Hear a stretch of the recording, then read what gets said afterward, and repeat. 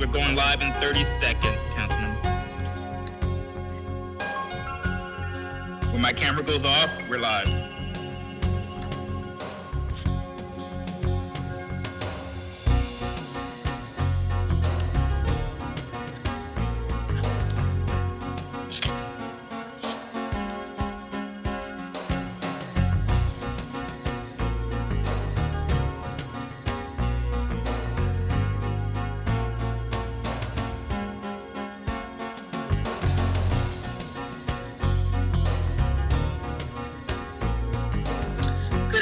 Good afternoon. The meeting of the Council of the City of Philadelphia will now reconvene this morning's hearing. I want to thank everyone in attendance today. Mr. Stitt, will you please call the roll and take attendance for members who are in attendance? When you are called, please indicate by saying present and delaying your response so that we can make sure we are capturing your mic. Mr. Stitt? Apologies. Councilwoman Bass. Good afternoon. I am present and look forward to hearing the public comments today. Councilwoman Brooks. Good afternoon. I'm here. Councilman Dom. Good afternoon, Matt. I'm present. Councilwoman Gauthier. Good afternoon. I'm present and I look forward to hearing the public comment. Awesome. Councilwoman Gilmore Richardson. Councilman Green. Good afternoon, colleagues. Good to see you all. Looking forward to the public comment on the school district budget in a virtual way. Councilwoman Ginn. Good afternoon, everybody. Good afternoon, colleagues. Look forward to the public comment. Thank you. Councilman Heenan. Councilman Johnson, don't think is present. Councilman Jones.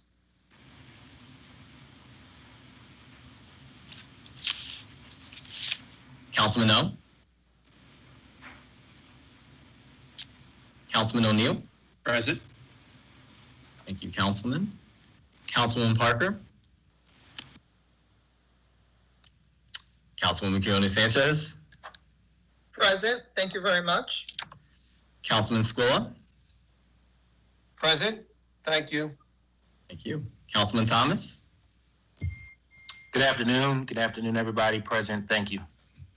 Council President Clark. I don't think he's present. All right, Councilwoman, that is the roll. We have established quorum.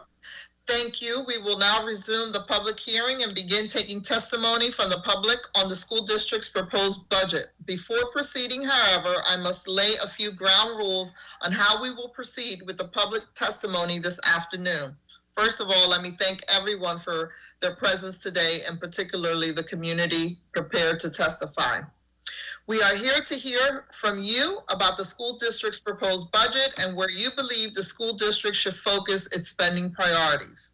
Due to COVID-19 emergency, we have implemented special procedures with respect to public comment, which were advertised, posted on council's website, and sent out in a press release.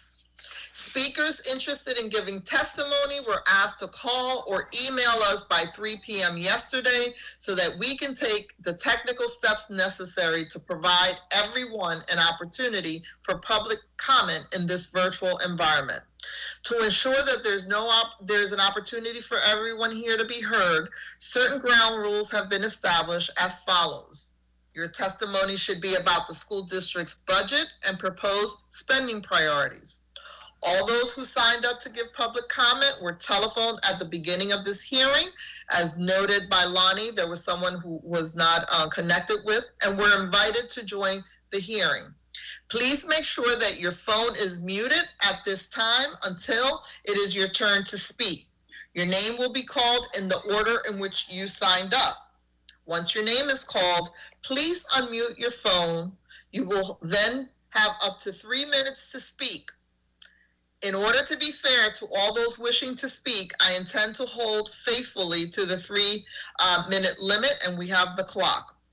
Once you're asked to begin your testimony, the timer will be started, and then there will be, when there's a remaining 30 seconds of your time, you will be reminded. Once your allotted time has passed, you will be asked to conclude your remarks. At this time, please mute your phones and stay on the line until the hearing is concluded. I would like Mr. Stitt to please read the name of the first speakers.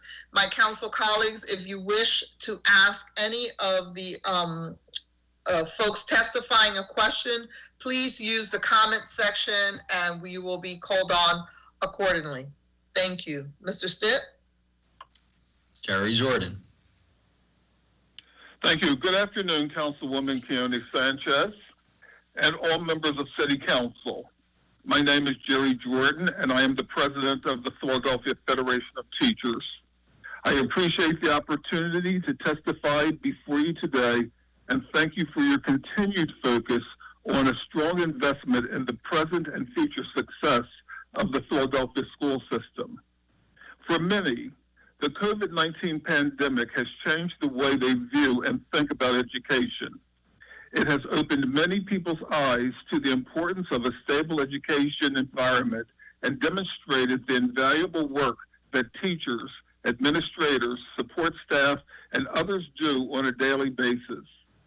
For us at the PFT, it has only served to strengthen the case for the priorities we feel local, state, and federal officials should be taking into consideration in budgeting for the post-COVID economy. We are all well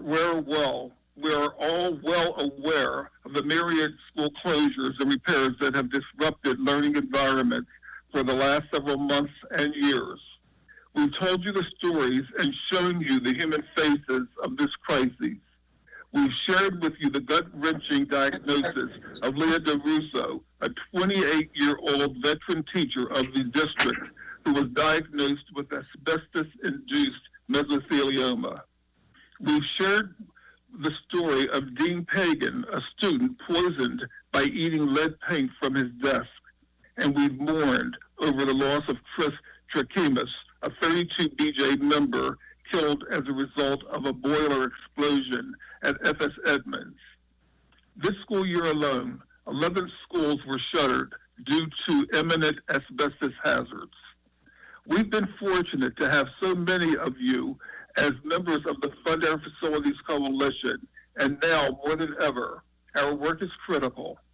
Time and again, members of City Council have stood up for public education. We know that this budget cycle, while entirely unprecedented in so many ways, will be no different in your commitment to public education. While school infrastructure is a critical issue facing PFT members, it's certainly not the only one. Since COVID-19 forced the closure of Philadelphia schools, the struggles to get distance learning up and running have been well documented. At the start of the school closures, we surveyed our members, and in more than 5,400 members who responded, the vast majority were very, very concerned about student internet access. Concerns about equity are abundant. As we look towards reopening, a number of key concerns must be addressed before students and teachers re-enter school buildings. Precautions must be taken to protect every individual who enters a school district building. We are in the process of compiling the results from a member-wide survey of over 6,300 members that will help us gauge their insight into what a reopening plan could look like. In our survey, we ask our membership their opinions on a variety of issues, including access to PPE, hallway traffic, class schedules, and other important nuances of operation in this environment. We remain very concerned about the feasibility of carrying out any scientifically based plan in such an enormous district. That is why we are spending a lot of time having discussions with our members, our elected allies, our union partners, and the community about what it will take to do this right. Our response to the crisis must be reflective of who we want to be as a society. Quite simply, we must reject efforts to return to an austerity budget that mirrors years of cuts from which our young people are still suffering. The long-lasting impacts, both in terms of learning regression and impacts of the trauma of this crisis, will require careful attention and resources. So too, we must reject efforts to use this crisis as some twisted proof that online education works in some sustainable fashion, and we must reject the efforts of some parties to capitalize upon their unproven and deeply flawed voucher proposals. Collectively, we must roundly refuse the notion that we will be able to recover from this dramatic time by slashing budgets, cutting services, or shortchanging the contributions of educators.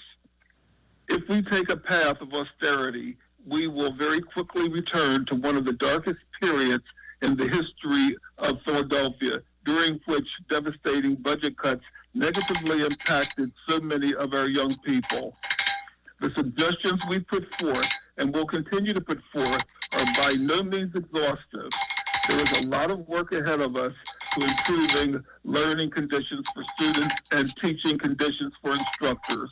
However, we can overcome these challenges by working together with proper funding, health and safety protocols, and more. We can make Philadelphia a national model for a high-quality education. We look forward to working with each and every one of you to secure funding necessary to ensure the health and success of every single Philadelphia student, educator, and the community at large. Thank you very much. Thank you. I just want to remind folks that we extended ourselves to President Jerry Jordan because of the great work he does and the PFT members have done on this, but I will honor the clock moving forward, but he has given special conditions here. I'm going to remind my colleagues, I have a couple of you queued up for questions to President Jordan, that we do want to keep the questioning at 3 minutes, so we will start the clock, and I'm going to recognize Council Member Gim and then Council Member Green. Thank you very much, Madam Chair, and thank you very much, President Jordan, for your important testimony, especially for the work you've done on the membership surveys. I know you've had a chance to share the ones about the online work, and I hope you heard some of our concerns about the need for us as a council body to partner with you and other members of the school district to make sure that our children are gained online and that online access isn't a barrier to their education. So we certainly share that with you. I am interested, though, in hearing from you. You laid out a number of different priorities, including the importance of PPE equipment, safety, personnel, as well, online access. Where do you think the district's major expenditures ought to be right now in terms of making sure that we don't go back to those austerity measures of the past? Well, I think that once we get beyond the opening of schools, and as you just described, dealing with PPE, hallway traffic, class schedules, and other things, but what we cannot afford to do is that we cannot afford to relive the nightmare that the school district and our students lived through, and educators, in, I do believe it was 2012, when there were massive layoffs and the reduction of services and programs for students that existed after Governor Corbett cut education funding by $1 billion in the Commonwealth. In Philadelphia, if you recall, we had a massive layoff of counselors. Every secretary was laid off. Every assistant principal was laid off. Lots of paraprofessionals.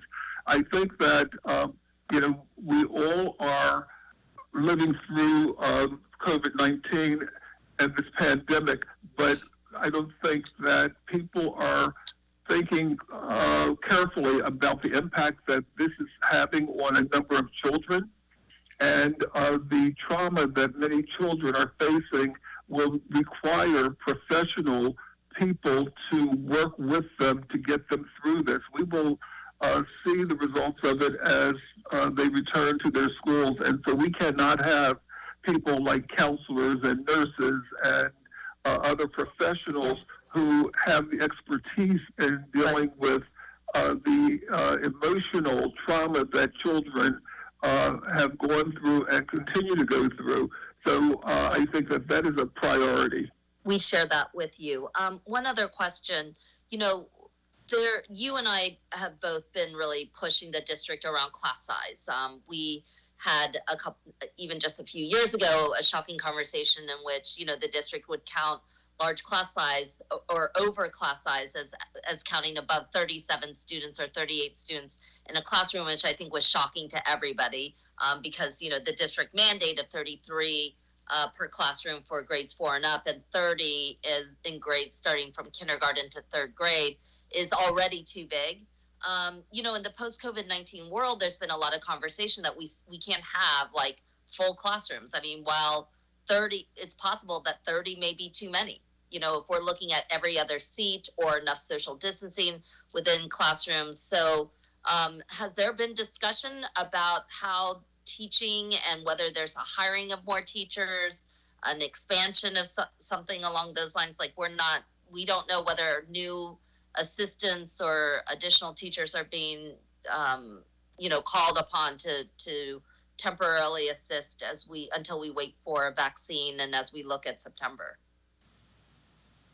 There hasn't been any discussion with me or any members of my team about that, but certainly just thinking about the way that our classrooms are organized, many of the schools will have children sitting in groups of 4 with all desks facing each other to allow the children to, during the course of the day, depending upon the assignment, to work as a group, work as a team.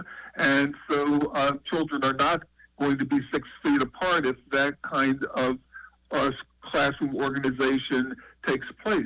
And so therefore there is certainly a real issue that we have to grapple with very, very soon, to determine exactly what schools are going to look like. And they're going to vary from school to school based on the size, based on the student population. And when looking at a school like Northeast High School that has 3,300 children in it, and I will say I've been there when the children are passing in the hallways, and they pass beautifully. I mean, they are really, really well-mannered kids, but they're walking shoulder to shoulder as they move on to their next class. So there's a lot to think about and a lot to plan, and things really will not be the same until we are able to get a vaccine. Well, we look forward to partnering with PFT on this and on many other issues. Thank you, Madam Chair. Thank you. I just want to acknowledge for the purposes of attendance that Councilmember Parker and Councilmember Jones are also on with us. With that, I want to recognize Councilman Green. Thank you, Councilmember Sanchez. Thank you, President Jordan, for the work that you do and all your members. As a parent with a child in a school district, the work that you've been doing and your members are doing very important during this COVID-19 crisis. Earlier today, the school district testified that they have been doing a lot of work in the school buildings to address lead and asbestos. As you know, I've been one of the first members of the Fund Our Facilities Coalition, along with other members of council and state elected officials. So I want to get a perspective from you. Is your understanding the same as the district? The district says they've been working with PFT and SEIU to address the issues in our schools. Has that been your experience? Yes, they have been doing that, and we've been working with Mr. Creedon, who has been overseeing that project, and we have been working and hoping that while schools are closed, that many of the projects that deal with the removal of lead and asbestos from buildings, that is happening. That's good to hear, because I know there's been tensions over the years. It's good to hear that type of collaboration.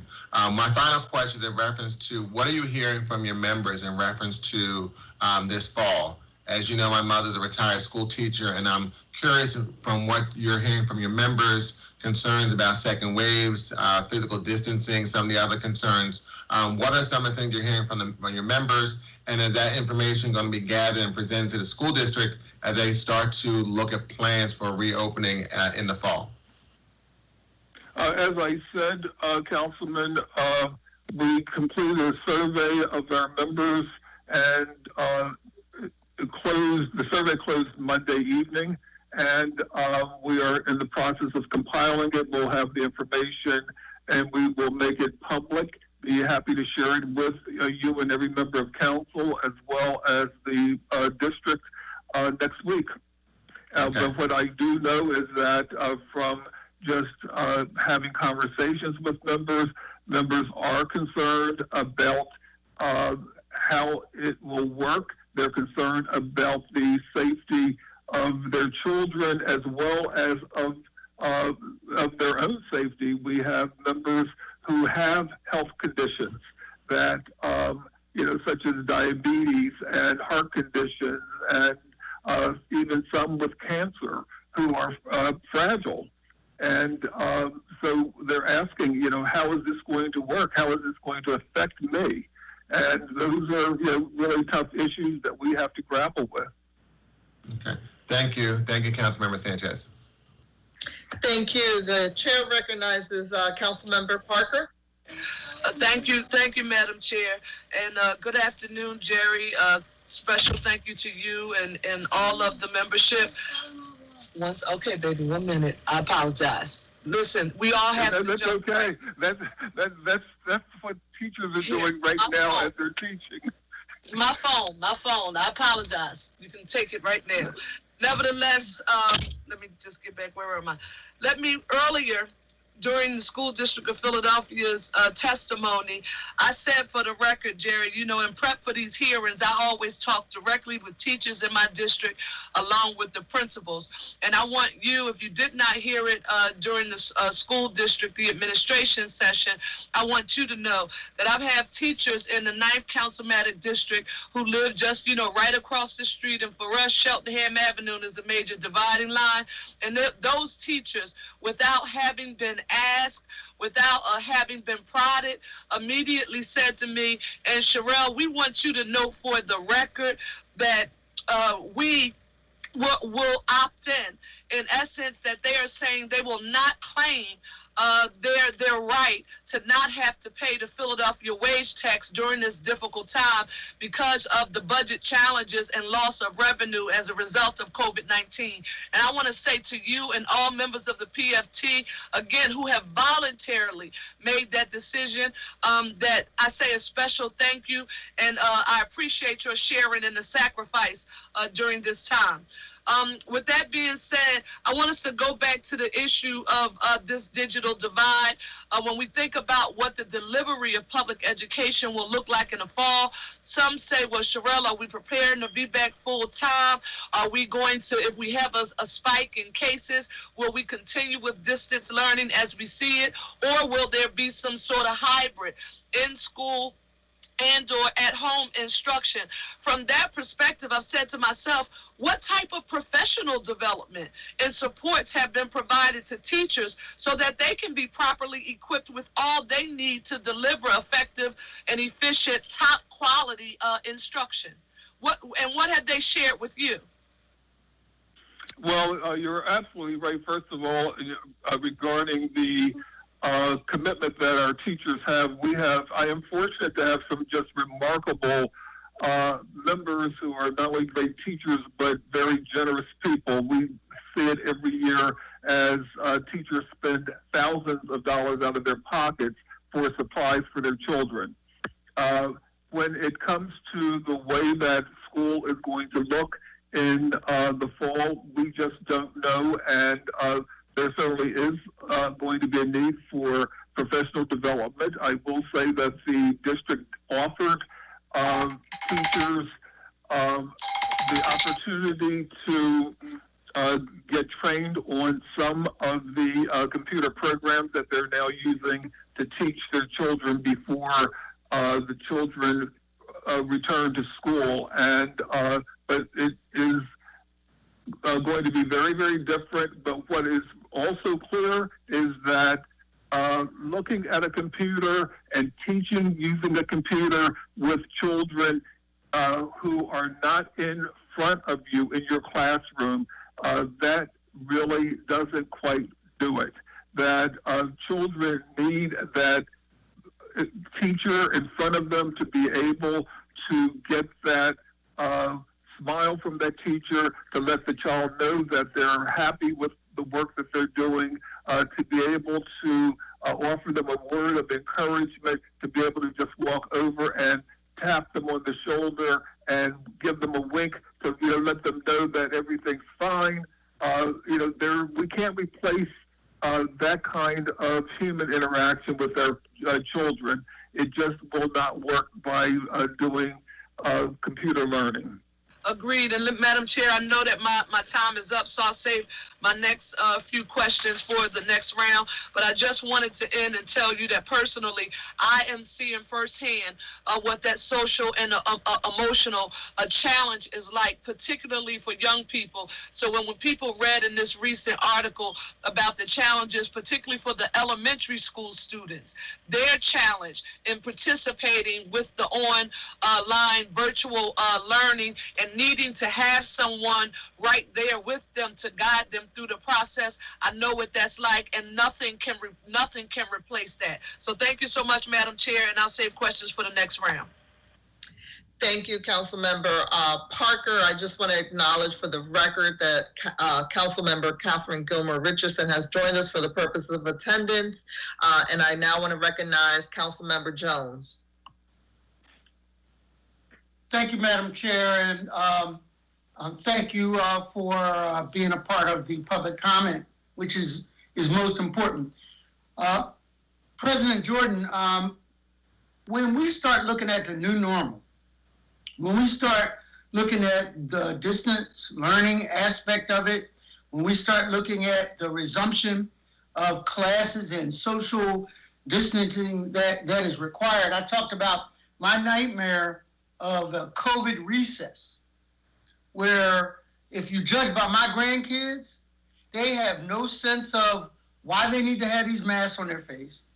Why can't they give Pop a hug?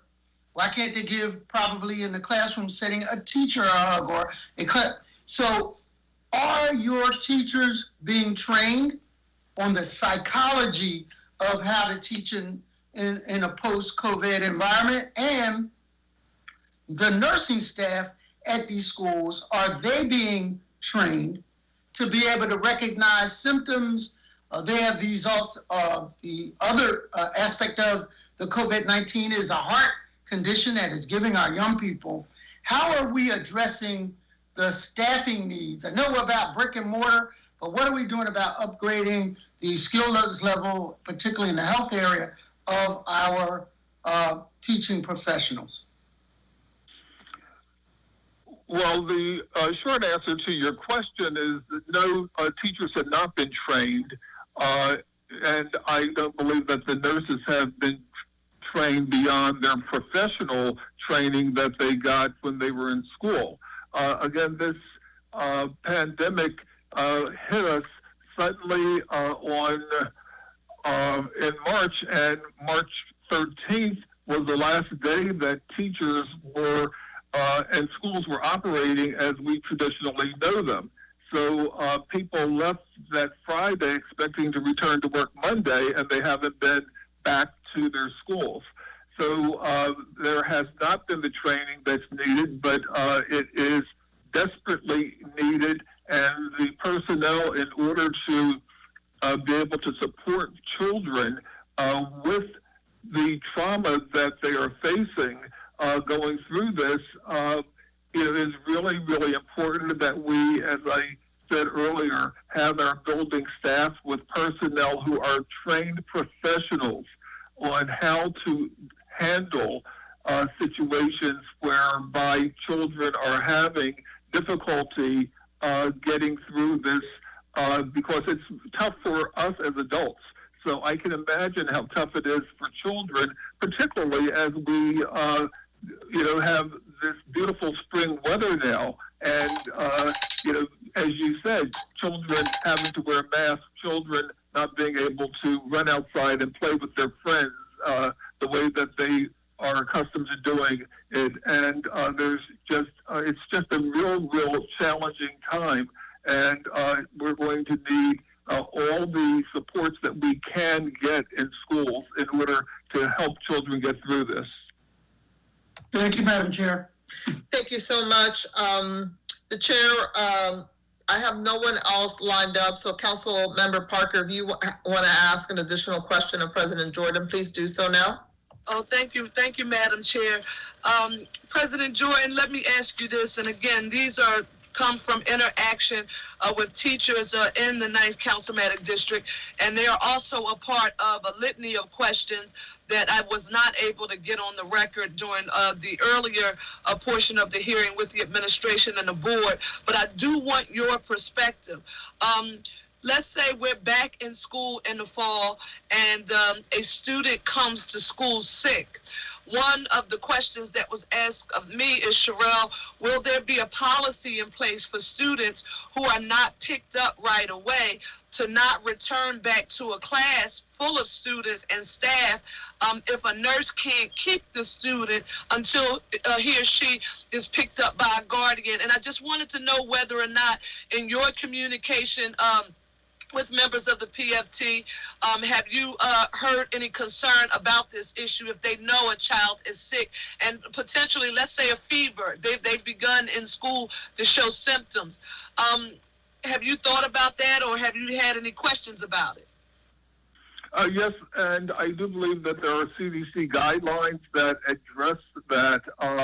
The child will have to be confined until such time as he or she is picked up by a parent or guardian, and hopefully it's just a fever and not the virus, because if it is a virus, the guidelines require the school to be closed for 2 days and for deep cleaning to take place.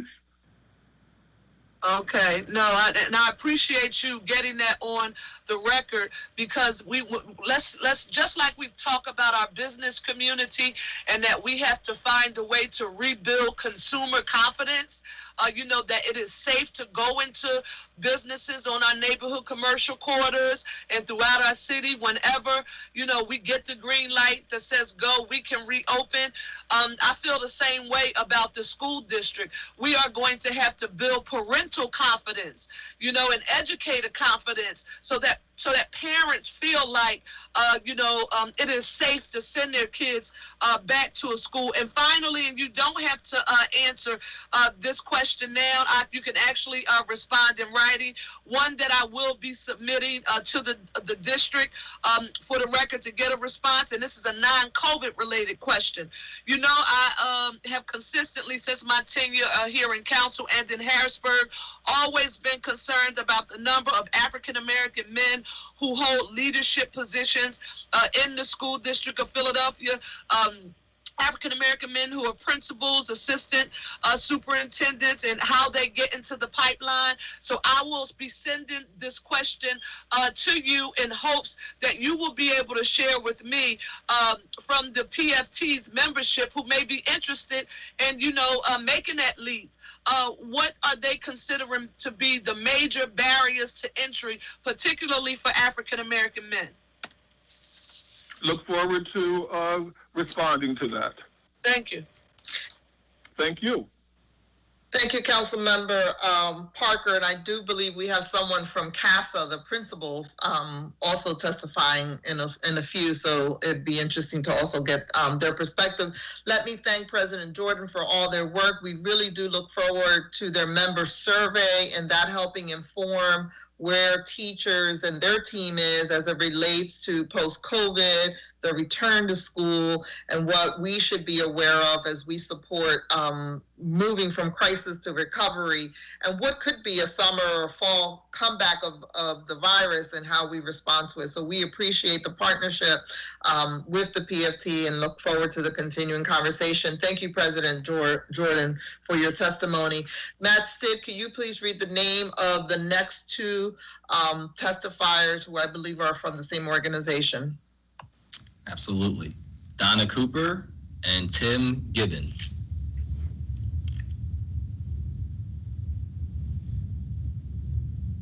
Hi, this is Donna. Donna Cooper, can you proceed with your testimony? Good having you here. Thank you very much, Councilwoman. Thank you very much for the opportunity to testify. I'm Donna Cooper. I'm the Executive Director of Public Citizens for Children and Youth. I'm testifying as it relates to the city funding for the school district in the ordinance 200-289. All budget decisions, including how to raise revenues and spend limited city funds, are difficult in the best of times. And in these worst of times, you are faced with what seems like a no-win set of choices. And I, on behalf of PCCY, wish you Godspeed as you tackle these challenges. And let me state for the record that the U.S. Senate and the White House have demonstrated short-sighted cockiness that, if not curbed, are likely to push this nation into the depths of a depression that will make the 1930s seem like a cakewalk, harming this generation and those that follow it. I implore you not to let the incompetence in Washington visit more pain on the children of this city. Showing them what leadership looks like and that your choice to put children first will demonstrate competence and bring our city's budget into balance. I ask you to commit to our students that they will not return to schools that are more resource-starved than the schools they walked out of when classes abruptly ended on March 13th. We've seen this movie before, and it doesn't have a happy ending. If the revenues proposed by the mayor are not sound for the district, essential student support programs will be slashed. It's simply the worst time ever to reduce funding to the modicum of mental health and social supports already in our schools. We ask you to fund our schools so that the trauma our children suffered before this pandemic and through it is addressed in school and not ignored. Wounds that are ignored, as you know, only get worse. And the district has only this year recovered the arts faculty slashed nearly 20 years ago. When the arts are cut, we lose more in student learning than is gained in reduced expenditures. Core content teachers tell PCCY that when their schools lean into the arts, students are more centered and there's a marked increase in receptivity to learning. We urge you to fund the schools so our students can learn the skills of creativity and persistence. Those are the skills that make them future ready. Finally, I ask to do everything in your power to make sure that the budget decisions you help the youngest children enter fourth grade able to read. There are many reasons our children are far behind, but the cure is well known, and it begins with high-quality pre-K. The long-serving members of this council took a very tough vote to enact a tax on sweetened beverages to enable 6,000 children to enroll in pre-K every year. While expanding enrollment in September is not reasonable, in the budget you enact, I hope you will provide funds for, when this crisis subsides, a dramatic expansion of pre-K seats in January, followed by another large expansion next September. Thousands of bright young children, eager to start kindergarten, ready to learn, are depending on you to choose them. Stand in stark contrast with callousness in Washington by refusing to reduce access to pre-K in order to balance the budget. Show the children of the city you believe that they are your winning choice. Thank you very much for your time. Thank you. Next. Tim Gibbon.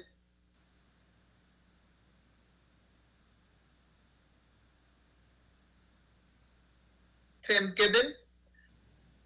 Matt Stitt, you want to proceed with the following names? Sure. Robin Cooper.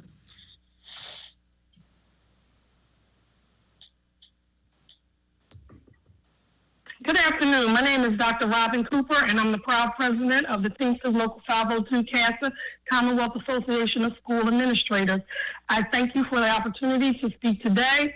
I'm here to ask you to protect and preserve pre-K to 12 educational funding in our city by any means necessary. Currently, the children of Philadelphia have missed a full month of the free and appropriate public education, followed by weeks of distant learning that could not be accessed by all in a timely fashion due to a lack of adequate and fully accessible Wi-Fi. Many of our children have become de facto babysitters and essential workers in their own homes, making it difficult to keep up with the demands of the second shift that school demands. As a result of these unforeseen circumstances, our children will enter schools in the fall with a full quarter of unfinished learning. They do not deserve to be welcomed back to under-resourced, overcrowded, and ill-equipped schools. Our schools need more, not fewer resources to meet their unique needs that have transpired as a result of the pandemic. To truly support our students and provide them with what they need, we should be flooding school budgets to allocate for interventionists and specialists to provide direct, sustained intervention throughout the school year. Before the pandemic, our members were already struggling to meet the needs of all of our students. Many students are faced with extreme inequalities due to systemic injustices associated with racism and classism that are alive and well in our dear city. Our students deserve to be welcomed back to fully staffed educational environments, conducive to learning. Educators need the ability to meet the challenges that this pandemic has generated. The City of Philadelphia budget cut for Mayor Kinney's original proposal is $330 million. This could lead to a $140 million cut to the school district. Governor Wolf's possible Pennsylvania budget shortfall is $3 billion, which could lead to a $150 million cut to the district. The total loss to the children in Philadelphia could be somewhere between $290 to $300 million for a school district in 2020-21, which would amount to roughly 10 to 11% of the city and state allocations and 9% of overall school district budget of $3.4 billion. This deficit could lead to cuts of up to $1.2 million to each of 229 school district schools, resulting in the loss of 6 to 8 teachers per school, APs, climate managers, school climate staff, secretaries, and or classroom assistants. These dollars translate to people who are essential to supporting our students day in and day out. I ask you, I plead with you, I implore you to commit to finding funds for the future of our city, our children. They are the next generation of problem solvers, and hopefully we can find a cure for this pandemic and return to school quickly. Thank you, Robin Cooper, and thank you so much to you and your members, all your work during all of this process, pre-COVID and post-COVID. The chair will recognize Councilmember Parker for questions, and then I am told that Mr. Gibbon is on. I'll remind folks that when your name is called to unmute your phone, and that way we will know that you are present. Councilmember Parker? Thank you, Madam Chair, and thank you both, Robin and Donna, for your testimony. Donna, I quickly want to start with you and say that, you have a very unique perspective when it comes to the funding of public education, a litany of years of experience with the executive branch at the Harrisburg level, advocacy and work statewide. And you of all people know that tugging on heartstrings, particularly for those of us who are elected, and how we are able to negotiate to secure funding to prevent future cuts, doesn't come from a moral purity, but very strategic advocacy and building alliances in a bipartisan way, along with a regional way. Talk to me, if you will, when we look at these potential shortfalls, what kind of regional and statewide advocacy relative to Pennsylvania and even towards the federal government are you familiar with, and what has happened?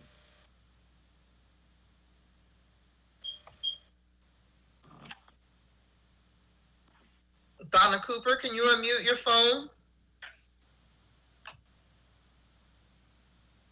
Yes. Can you repeat the question? I thought you was talking to Sister Gibbon. No, the question was for Donna Cooper. Did Donna go off? Oh, I'm sorry. I'm Robin Cooper. Sorry. Okay, no problem, Robin. All right, if Donna got off, Donna, hopefully you've heard the question. You can submit an answer in writing, but I am really very interested in hearing your take on what regional and statewide advocacy and coalitions that Philadelphia has been able to enter into, particularly with rural educators and education advocates across the state. Thank you, Madam Chair. Thank you. Thank you, Ms. Robin Cooper from CASA, once again for also joining us this evening. So we will go back to Tim Gibbon from PCCY. Are you on the phone? Have you unmuted your phone?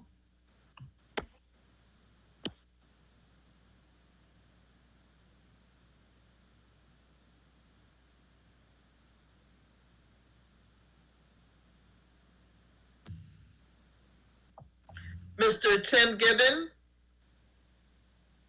Okay, we'll come back to you. We apologize. This will become very normalized for us very soon, but in the interim, we're going to keep rolling with the punches. Mr. Matt Stick, can you call the next person? Sure. Devin Washington. Yes, hello. Thank you all. As you said, my name is Devin Washington, and I am the Senior Policy Organizer with Movement Alliance Project, a former Media Mobilizing Project, and also I'm an organizer with Philly Tech Justice. And so Philly Tech Justice being the organization that is running the parking lot Wi-Fi campaign over social media and through different forms of advocacy. And so we have been looking at the internet, at the digital divide broadly, within the city, but with a keen understanding of how the digital divide impacts our students. And it was it was perfectly exemplified and demonstrated by the parking lot Wi-Fi fiasco. And so in relation to that, story, we are calling on the school district to actually do more to assess the needs of the students and to work with Comcast to better meet the students' needs with Internet Essentials, but more importantly, by opening up the residential reflected within the budget as well going forward. And we would like to just +1 on calling for our city council members to reject the austerity budget. I think we all understand that 10 years ago, we were going through very hard economic times as a city. And because of the austerity budgets that were passed during that time frame, our students who were currently being educated back in 2010 were not necessarily in the best place, and we're not empowered to be able to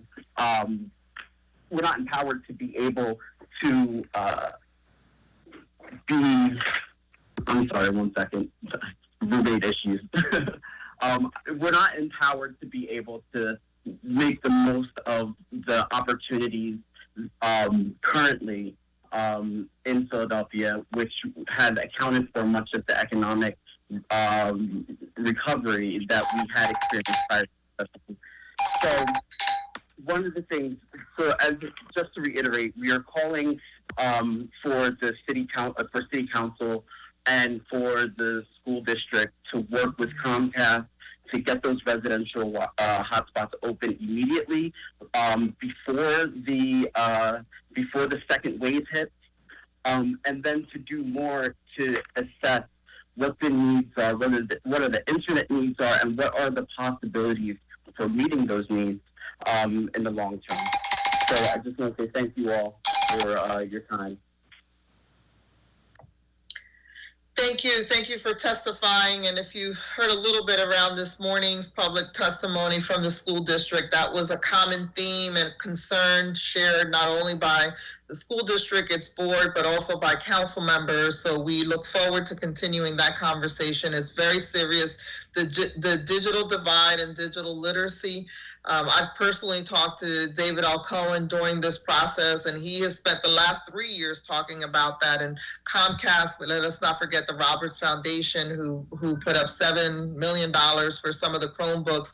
I think the pandemic has demonstrated more than ever that we really need to work on this. So we're very committed, and we appreciate the advocacy that you're doing locally and encourage you to do that at the federal and state level also, right, as the PUC provides a lot of the regulations for our providers. And I'll remind folks that Comcast is not the only provider in the city of Philadelphia. We have Verizon, AT&T, and others. So this is a broader conversation, and we need everybody and all hands on deck. Thank you very much.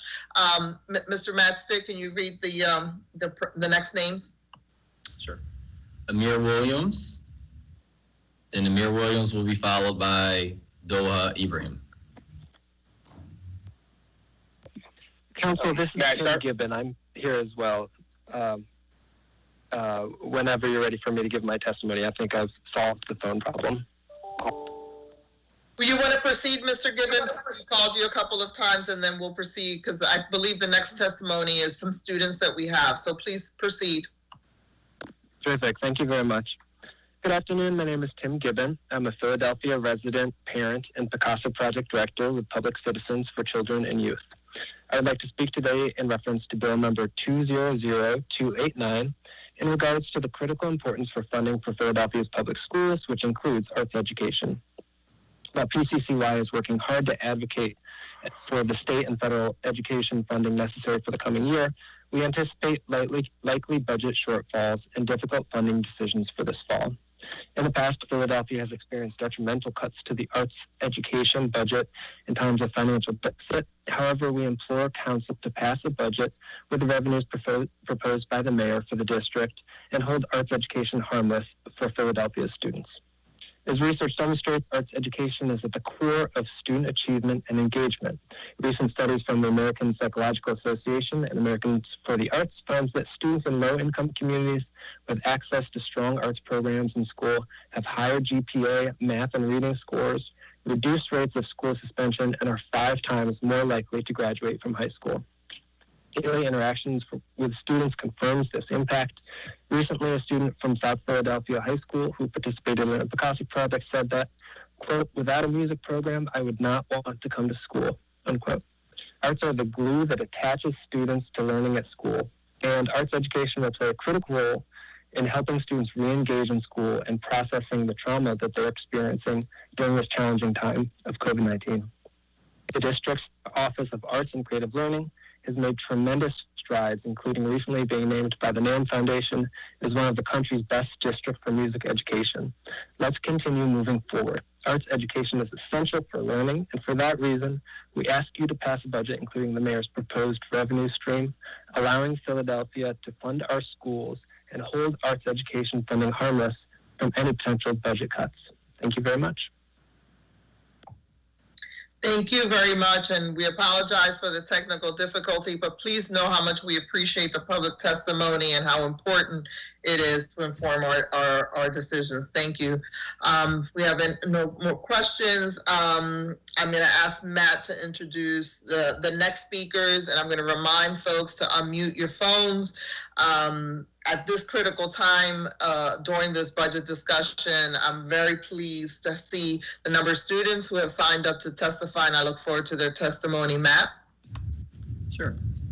First will be Amir Williams, second Doha Ibrahim, and then last will be Alfredo Pratico. Members of City Council, thank you for the opportunity to testify today. My name is Amir Williams.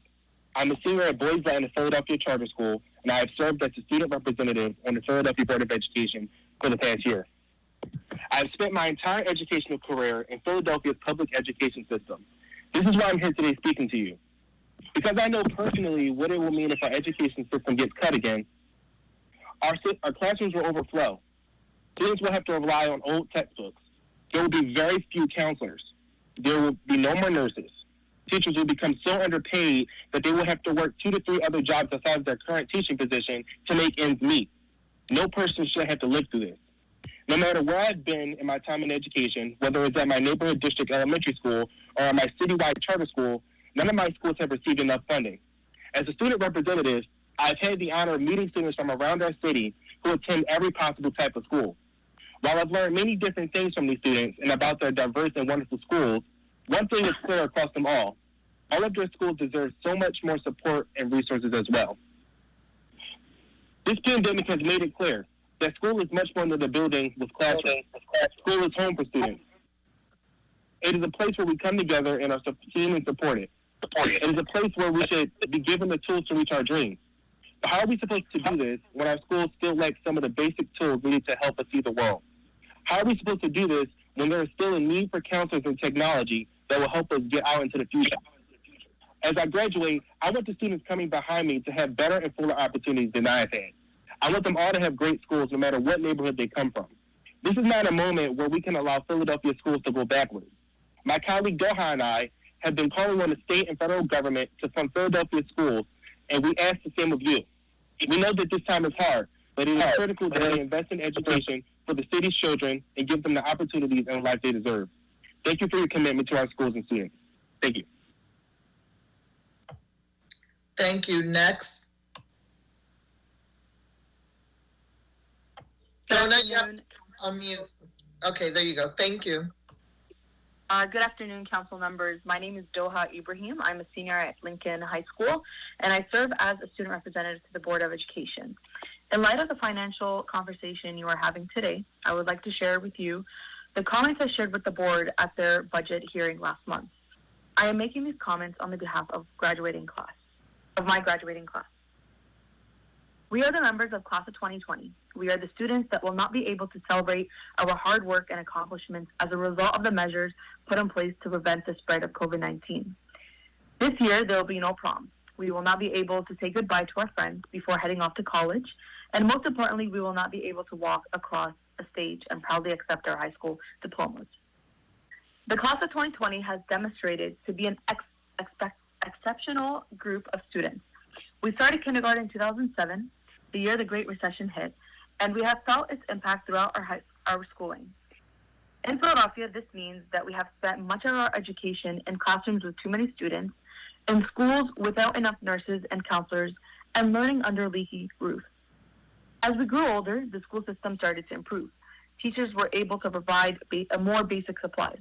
Libraries started filling empty shelves with books, and we started to see more technology being readily available to students.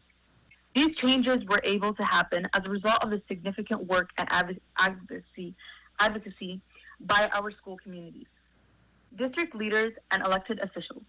Because of your hard work, our school system is no longer in fiscal distress. Prior to the arrival of COVID-19 to our country, the district was gradually restoring staffing levels. The academic performances of our public schools was improving, and the district would have had a balanced budget to allow for more investments in our schools. Unfortunately, this is now in serious jeopardy. We know that you have serious budget considerations in front of you, but I ask, if City Council does not stand up for our students and our schools, who will? Our public schools have made tremendous strides forward, and we cannot afford to take any steps back. We cannot have future generations relive our 2007 school system. At this critical moment, we are asking you to honor the class of 2020 by safeguarding the education of all future classes, by showing that education funding is too important to cut. Don't send our schools backwards. Please do what it takes to fund education at its current level. Finally, as I conclude my testimony, I hope you will think of public education student you know and why their education future is too important to jeopardize. Despite these challenging times, the class of 2020 will continue moving forward. We are proud. We are proud of the education system our education system was able to provide us, and we will look forward to seeing it in advance. Thank you for listening to Student Voices. Thank you, Alfredo, and then we'll open it up for any questions from the members. Good afternoon, Council Member Quinones Sanchez and members of City Council. Thank you for this opportunity to speak. My name is Alfredo Pratico, and I've attended Philadelphia Public Schools my entire life. I'm chair of the Philadelphia Youth Commission, and it is our responsibility to advise on matters which impact the nearly 500,000 young people of our city. School funding does so directly.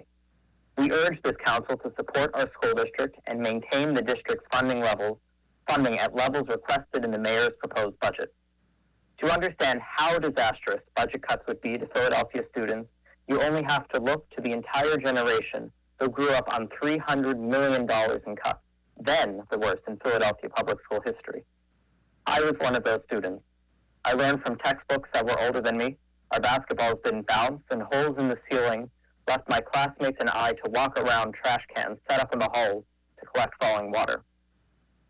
So that was my personal experience. Now, looking at standardized testing data, we can see Philadelphia public school students did the worst from 2012 to 2014, with 3 years directly after those horrific budget cuts. With no money for supplies, it fell to families to financially support schools.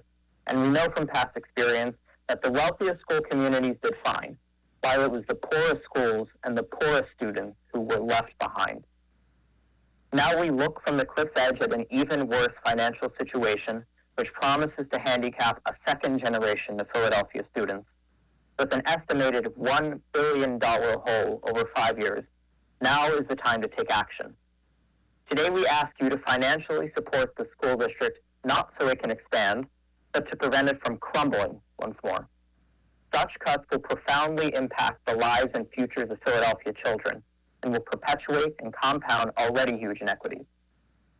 1 year ago, members of this chamber pledged their support to fund building repairs that had been put off. In hindsight, it made no sense to hold off maintenance of schools when financial support was clearly needed from the start. It is no different now. The lack of funding caused by the pandemic promises severe problems last longer and makes recovery harder with every passing month. Please do not allow district students to once again be defined by budget cuts. Instead, we ask you to stand strong and support public education. This pandemic has already claimed too many Philadelphia lives and left countless more upended.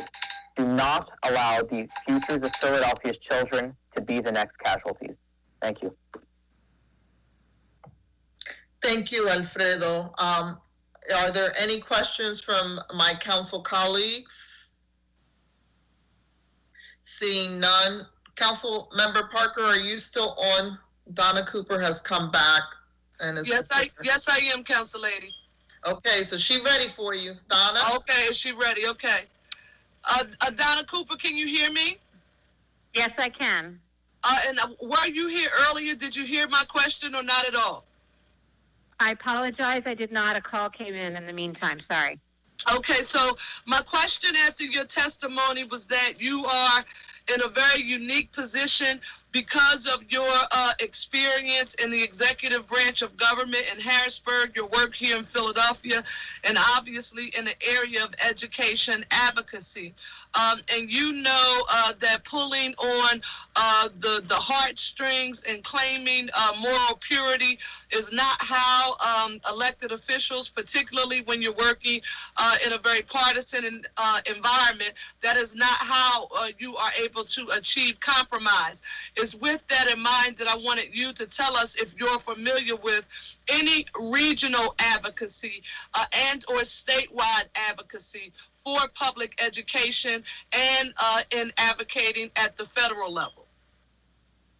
Yes. Oh, terrific question. So we have two things going on that council might be interested in. First of all, the urban supers from across the state, which actually includes superintendents from Lehigh County, Lackawanna, Luzerne, Lebanon, Allegheny, Erie, Lancaster, Dauphin, Center County, have been organized, and they are actually advocating very aggressively at the state level to ensure that there is no step back in state funding for the schools. At the same time, there is a statewide campaign that includes the school business officers, the superintendents, the rural schools, PCCY, our sister organization in Allegheny County, Allies for Children, and several other organizations who are working collectively to line up Republican and Democratic support to ensure that the Commonwealth does not make any cuts to BEF or the to the basic ed line or the special education line or other key major lines that carry school districts in the budget. In addition, we are collectively working to make sure there's not a cap required freezing of local property taxes. And again, most of that work is happening in other parts of the state, so because of the importance of bringing Republican lawmakers on board to oppose a cap on property taxes. So that is happening statewide to build that support, and across the region, we have lined up in PCCY's region, the 5 southeastern counties, nearly every. Multiple people are now exiting. We lost you, Don. Are you still there?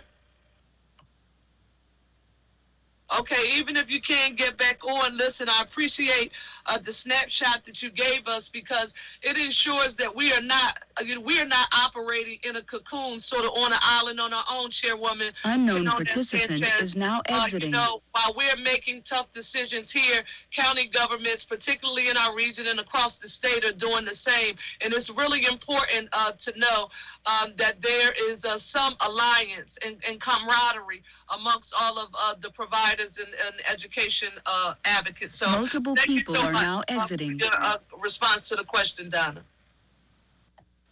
Thank you so much, Councilmember Parker. You're right. We are not alone in this crisis, and we do appreciate all those efforts. And we encourage everyone who testified this evening and all of the advocates. Once again, I want to thank the young people and apologize to the class of 2020. I have my own who's graduating from college, and the thought of folks not experiencing that graduation process, whether you're in high school, middle school, elementary school, or college, because of COVID, and I appreciate the advocacy this morning that led to Dr. Haidt committing to making sure that people were going to get their caps and gowns, and some of the issues. Again, it's the little things, and they're not symbolic, right? Having a hat, having a gown, taking that picture, right? No one should be denied that picture that goes in their albums and in their slides for the future. No one should be denied that. So we want to thank everyone. We've seen no one else left to testify. Is that correct, Mr. Stitt? That is correct, Councilwoman. Seeing none, there being no other person to testify, this committee will stand in recess until Tuesday, May 26, 2020 at 9:30, at which time we will reconvene on Microsoft Teams. Thank you, everybody, very much. Thank you. Thank you. Thank you, Madam Chair. Good job. Thank you. Thank you very much. Thank you, Chairwoman. Thank you, Madam Chair. Talk to you later. Thank you, Madam Chair. Thank you so much.